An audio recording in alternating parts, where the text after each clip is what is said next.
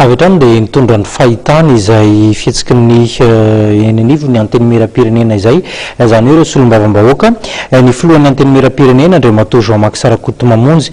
sy ny filoha-hevitry ny anteny mera-pirenena nambaran'ny filohan'ny anteny mera-pirenena Andriamatoa Jean-Marc Sarakoto Mamonjy io fa vonona ny tenany amin'ny fifandimbiasam-pahefana eo anivon'izany androm-panjakana izany ary tsy midongo toerana ihany koa eo amin'izany.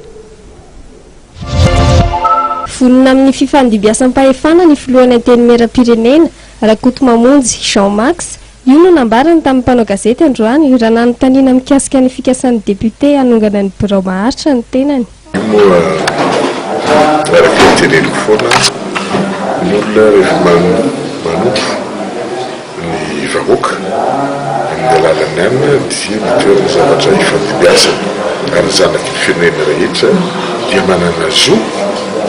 sy adindy manompo ny firenena hitondra ny anjara birikiny. Nilaza kosa ny filoha-hevitry ny anteny mera-pirenena Elson Brisson Eraf fa misy ny fifandraisan-dahatra tanterahan'ny birao maharitra ny anteny mera-pirenena sy ny solombavam-bahoaka. Mazava ho azy manko zany fa ny anteny mera-pirenena amin'izao fotoana izao tsy misy na majorité absolue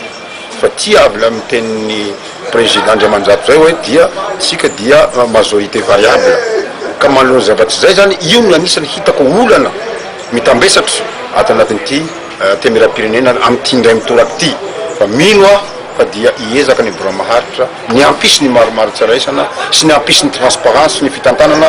ato anatin'ny anteny mera-pirenena malagasy. Raha ny fitsipika anatin'ny anteny mera-pirenena dia soni mihoatra ny antsasamanila ny député izany hoe soni 770 no ilaina ahafahana mirosa ny latsabato miafina ary mila fanekena député any amin'ny 200 amin'ny 150 vao tanteraka ny fanonganana ny birao maharitra. Andrasana araka izany ny toy ny ity raharaha ity.